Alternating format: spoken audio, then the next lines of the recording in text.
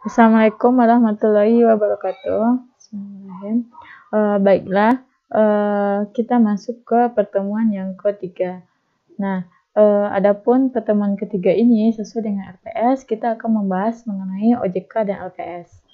Nah, sebelum kita masuk ke materi, hal yang penting mungkin ya yang perlu Ibu klarifikasi yaitu mengenai sistem pembelajaran. Sebelumnya Ibu mengatakan bahwa ada 4 sistem pembelajaran. Ruang kelas pembelajaran ada live synchronous, ada self-directed asinkron, kemudian ada virtual synchronous, dan collaborative asynchronous. Nah, di RPS kan Ibu buat yaitu sistem kita self-directed dan virtual synchronous. Di mana virtual synchronous kemarin Ibu menyampaikan yang ini sebagai yang ini forum diskusi dan tugas kelompok, tapi mungkin Ibu salah menyampaikan. Jadi ruang kelas maya yang virtual sinkronus yaitu belajar pada waktu yang sama tapi tempat yang berbeda, itu berupa ini audio, webinar, forum diskusi online, chat, dan quiz atau ujian. Jadi kita pakai ini kan di WA. Jadi itu dinamakan dengan virtual sinkronus. Kemudian kolaboratif asinkronus itu yang belajar kapan saja, dari mana saja, secara kolaborasi. Jadi ini enggak waktu yang bersamaan. Nah, jadi nanti kita pakai yang ketiga ini. Oke, itu aja. Jadi Ibu hanya mengklarifikasi. Oke. Untuk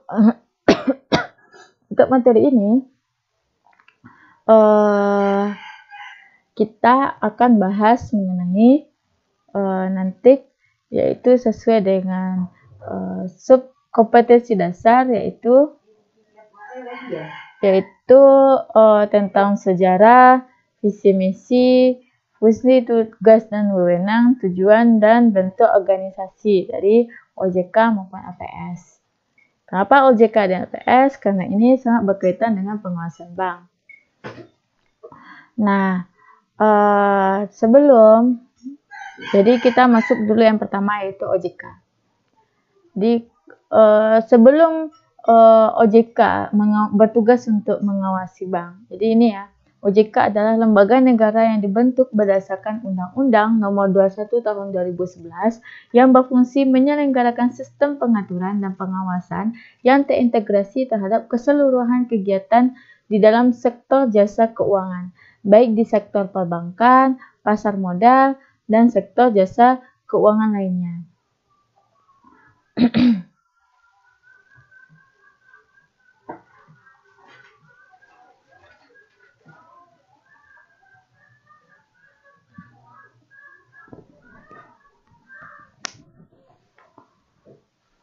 Jadi sektor keuangan lainnya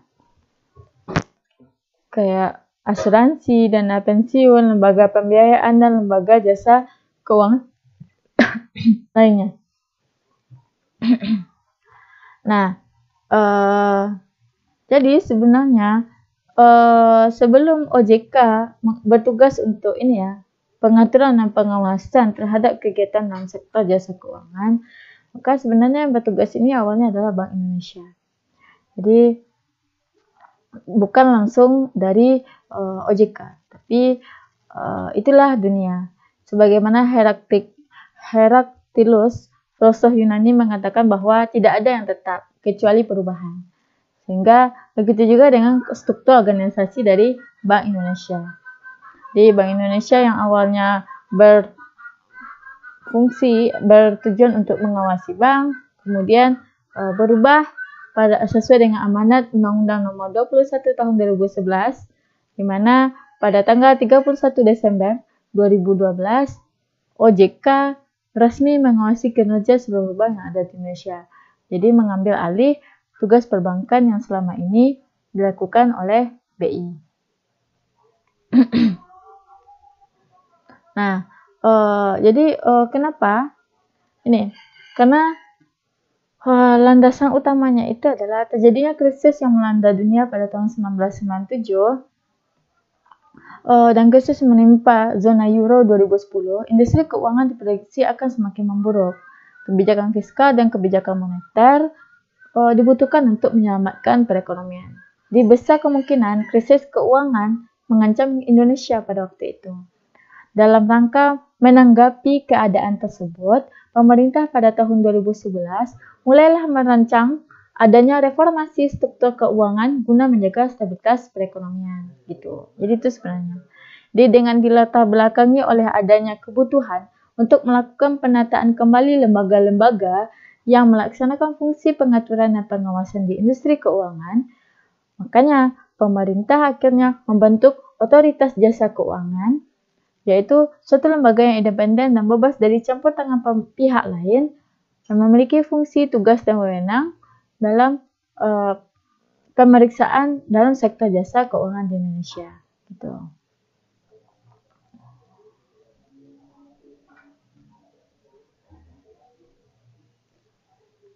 Nah, jadi sejauh ini, jadi 31 Desember 2013 lah terjadinya pelimpahan wewenang dari BI ke OJK. Nah, 31 Desember 2012 itu penguasaan industri keuangan non-bank dan pasar modal dari Kementerian Keuangan dan Bank Bapepam, lembaga keuangan ke OJK.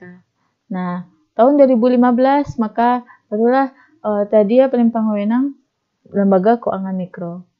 Jadi sejauh ini proses transisi yang dilakukan oleh OJK terhadap fungsi pengawasan di Departemen Keuangan ya sudah berlangsung secara lancar.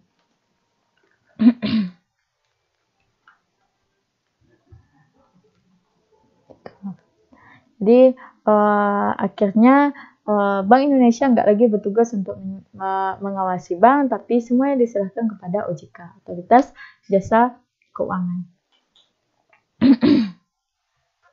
Nah, apa visi dari OJK? Yaitu menjadi lembaga pengawas industri jasa keuangan yang terpercaya, melindungi kepentingan konsumen dan masyarakat, dan mampu mewujudkan industri jasa keuangan menjadi pilar perekonomian nasional yang berdaya saing global serta dapat memajukan kesejahteraan umum. Jadi kita lihat bahwa visi itu adalah itu yang menjadi landasan utama sebuah organisasi untuk bisa berjalan. Jadi di sini dia mau menjadi lembaga pengawas untuk lembaga pengawas industri jasa keuangan, melindungi kepentingan konsumen dan bisa bersaing secara global dan memajukan kesejahteraan umum. Tuh.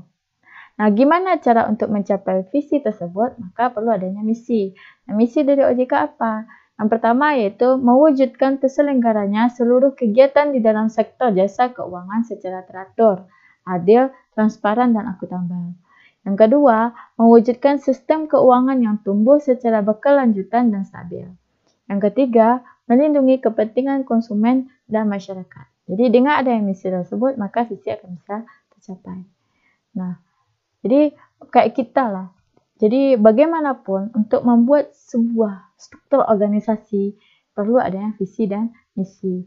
Kayak di belajar RPJM kan pasti ada visi dan misi. RPJM, RPJP pasti ada visi dan misi. Nanti di visi misi itu maka akan diturunkan nanti tujuannya apa, nilai strategisnya apa di situ. Dan tidak hanya dalam pemerintah daerah, dalam keluarga pun kita juga harus ada visi dan misi. Begitu juga untuk diri kita sendiri. Apa visi kita dalam hidup? Gitu. Jadi kalau misalnya saat sekarang masih belum ada visi, maka coba buat dan rangkailah visi dan misi saudara, gitu. Nah, kemudian fungsi dari OJK.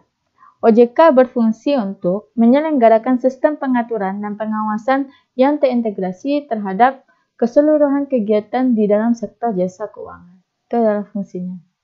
Jelas ya. Kemudian tujuan OJK apa?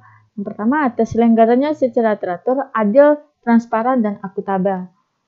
Yang kedua, mampu mewujudkan sistem keuangan yang tumbuh secara berkelanjutan dan stabil. Dan ketiga, mampu melindungi kepentingan konsumen dan masyarakat. Jadi tujuan ini diturunkan dari misi OJK itu sendiri.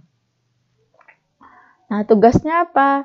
Nah, berdasarkan pasal 6 Undang-Undang Nomor 21 Tahun 2011, tugas utama dari OJK adalah melakukan pengaturan dan pengawasan terhadap ada tiga, yaitu kegiatan jasa keuangan di sektor perbankan, kegiatan jasa keuangan di sektor pasar modal, dan yang terakhir yaitu kegiatan jasa keuangan di sektor bank, lembaga non-bank, yaitu kayak perasuransian, dana pensiun, lembaga pembiayaan, serta lembaga jasa keuangan lainnya. Jadi intinya dia melakukan pengawasan dan pengaturan terhadap bank dan lembaga keuangan lainnya. Nah, wewenang dari OJK apa? Nah, wewenang OJK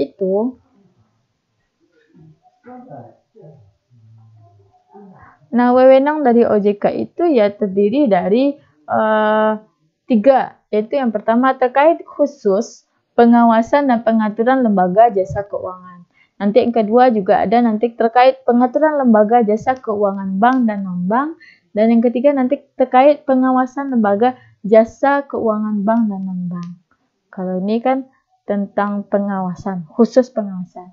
Nah, dalam terkait khusus pengawasan dan pengaturan lembaga jasa keuangan bank, itu yang pertama ini, perizinan untuk pendirian bank, pembukaan kantor bank, anggaran dasar, rencana kerja, kepemilikan, kepengurusan, dan sumber daya manusia, merger, konsolidasi dan akuisisi bank, dan pencabutan usaha bank.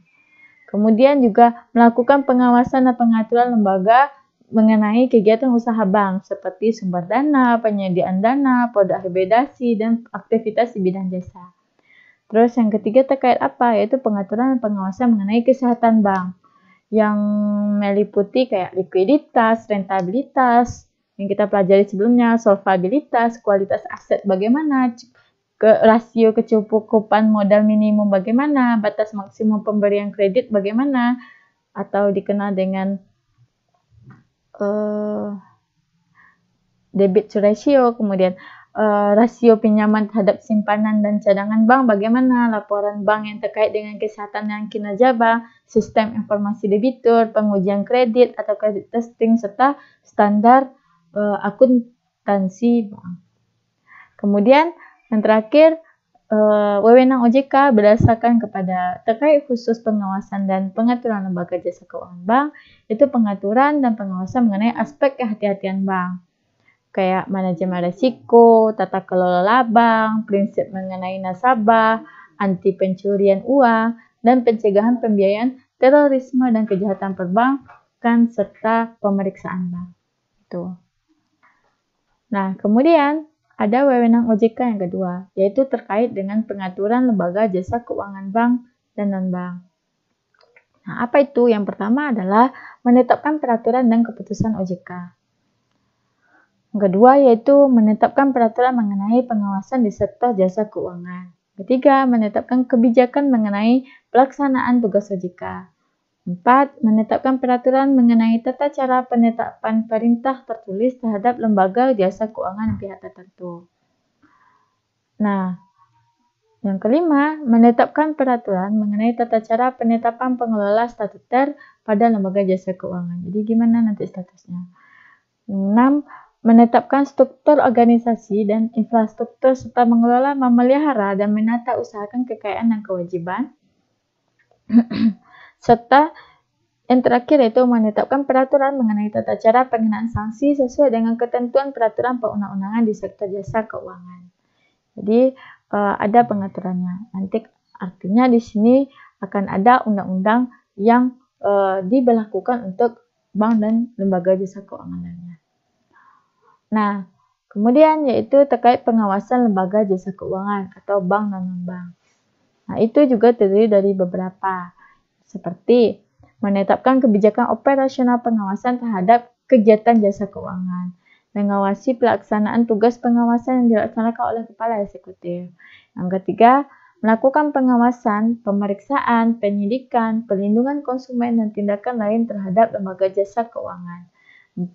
Memberikan perintah tertulis kepada lembaga jasa keuangan atau pihak tertentu. Yang kelima, melakukan penunjukan pengelola statuter. Yang keenam, menetapkan pengelolaan statuter.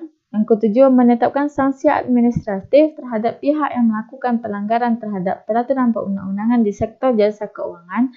Dan ke-8, yaitu memberikan izin atau mencabut izin usaha, izin orang perseorangan, efektifnya penyataan pendaftaran, surat tanda terdaftar, terus kayak mencabut atau memberi izin persetujuan melakukan kegiatan usaha, izin pengesahan, persetujuan, ataupun penetapan lainnya. Gitu. Jadi ada 3 wewenang dan di 3 wewenang itu terdapat sub-sub wewenangnya. Sini kan ada tentang statuter, pengelola statuter. Apa sebenarnya pengelola statuter? Yaitu seorang perseorangan atau badan hukum yang ditetapkan OJK untuk melaksanakan kewenangan OJK sebagaimana yang telah dimaksud dalam Undang-Undang Nomor 21. Tuh. Jadi ada yang nanti berhak untuk melakukan pengawasan itu siapa? Gitu. Oke, kita masuk ke tata kelola OJK. Jadi bagaimana pengelolaan OJK untuk bisa menjadi untuk mencapai visi dan misi dari OJK tersebut. Tentu kayak kita dalam sebuah keinginan, tentu harus ada fondasi yang akan kita jadikan dasar. Begitu juga dalam OJK. Jadi kayak buat rumah perlu ada fondasi untuk bisa menegakkan tiang. Tanpa ada fondasi, maka tiang tidak akan kokoh. Tanpa ada tiang, maka atap tidak akan bisa berdiri. Nah, begitu juga dalam OJK. Yang pertama, itu ada governance principle. Harus ada ponamen yang perlu kita buat. Yaitu dikenal dengan prinsip-prinsip yang menjadi dasar pelaksanaan tata kelola yang baik. Jadi, apa prinsipnya dalam OJK? Nanti kita bahas. Kemudian, ada struktur implementasi tata kelola yang baik, yakni para pelaksana dan infrastrukturnya yang dikenal dengan governance structure. Nah, ini kayak lantai lah. Jadi setelah ada di bahasa Indonesia itu kan kayak ponamen. Nah, setelah baru ada lantai. Nah, ini lantai ini yang dikatakan dengan governance structure. Nah, kemudian ada tiang. Tiang ini untuk menegakkan sebuah rumah. Apa itu? Itu bagaimana proses implementasi tata kelola dengan mengacu pada pedoman kebijakan dan aturan-aturan yang ada. Kemudian yang terakhir adalah outcome, yaitu hasil yang diharapkan dari implementasi tata kelola yang baik pada OJK. Nah, oleh informasi yang benar, jujur dan tidak diskriminatif terhadap dengan tetap memperhatikan hak azazi pribadi dan golongan, termasuk rahasia sebagaimana yang ditetapkan dalam peraturan perundang-undangan. Kemudian ini yang dikatakan dengan ini juga termasuk ke dalam prinsip demokrasi. Kemudian yang kedua, prinsip dari governance OJK atau tata kelola OJK yaitu adalah akuntabilitas. Kejelasan tugas, fungsi, wewenang, dan tanggung jawab sehingga pengelolaan OJK berjalan dengan efektif. Dan nanti tadi udah kita sampaikan kan apa tugas dan fungsinya, nah, maka itu yang dikatakan akuntabilitas. Ketiga yaitu pertanggungjawaban. Jadi OJK ini nggak hanya membuat visi, misi, tugas dan fungsi, tapi harus ada pertanggungjawaban, yaitu sebagaimana sesuai dengan peraturan perundang-undangan yang telah dibuat. Jadi ini termasuk di dalamnya adalah prinsip budaya hukum. Kemudian independensi, yaitu bagaimana adanya sikap mandiri dalam pengambilan keputusan dan pelaksanaan fungsi tugas wewenang dengan tetap sesuai dengan peraturan perundang-undangan. Jadi karena dia adalah lembaga yang independen, maka nggak boleh ada campur tangan dari pihak manapun. Yang kelima yaitu kewajaran dan kesetaraan, yaitu merupakan bagaimana sikap OJK untuk bisa wajar dan setara dalam memenuhi hak dan perlakuan terhadap stakeholder. Kemudian yaitu governance structure. Nah, tadi kan struktur itu adalah bagaimana pengurusnya dan infrastrukturnya. Jadi yang menjadi pengelola yaitu adalah organ utamanya adalah Dewan Komisioner yang bersifat kolektif kolegial. Silahkan saudara cari sendiri siapa aja Dewan Komisioner dari OJK saat sekarang, terus bagaimana perannya masing-masing, silahkan dicari. Kemudian organ pendukung tata kelola yaitu ada sekretariat, ada Dewan Audit, ada komite etik, dan komite lainnya. Kemudian di dalam governance structure tadi juga ada infrastruktur. Nah, infrastruktur ini apa? Ada kode, ada karakter, dan SOP. Pedoman, piagam, peraturan, prosedur, dan sistem informasi sebagai acuan di dalam menjalankan fungsi dan tugas, serta menerbitkan laporan sebagai bentuk pertanggungjawaban kepada pemangku kepentingan. Nah, ketiga yaitu governance process. Jadi ada 3 proses yang akan dilalui oleh OJK agar bisa mencapai keinginan atau visi misinya. Nah, yang pertama yaitu the first line of defense. Kemudian second line, kemudian adalah third line. Silahkan saudara cari sendiri apa itu first line, second line, dan pertahanan yang ketiga. Jadi nanti setelah ada pertahanan ketiga ini, maka juga harus perlu dilakukan namanya ini, 3 ini. Pengendalian gratifikasi, WBS, dan anti-fraud. Silahkan saudara cari apa maksud dari proses tata kelola dari OJK.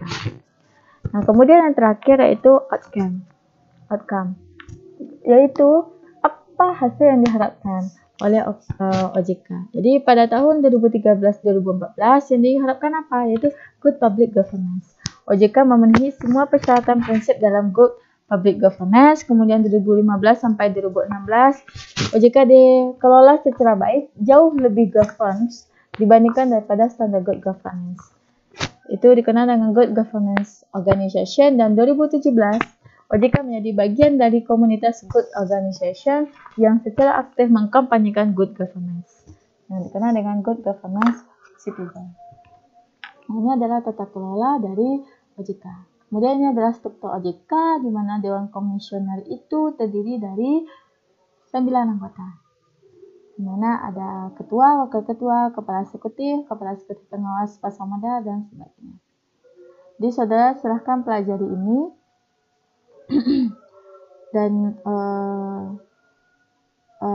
silahkan catat ya apa hal yang penting di sini. Kemudian kita masuk ke LPS, Lembaga Pembimbing Simpangan. Nah, untuk LPS ini kan kita di LPS kan akan bahas sejarah, bentuk, status, fungsi, tugas, wewenang, visi, misi, dan nilai. Ini Ibu silahkan pada saat diskusi, jadi silahkan baca materi yang sudah Ibu kasih tentang LPS, juga buka mungkin nanti link dari LPS itu sendiri. Jadi Ibu nggak akan menjelaskan di sini mengenai LPS. Mungkin itu yang bisa, mungkin ini ya, silahkan nanti pelajari sendiri. Ya, mungkin itu yang bisa Ibu sampaikan. Assalamualaikum warahmatullahi wabarakatuh.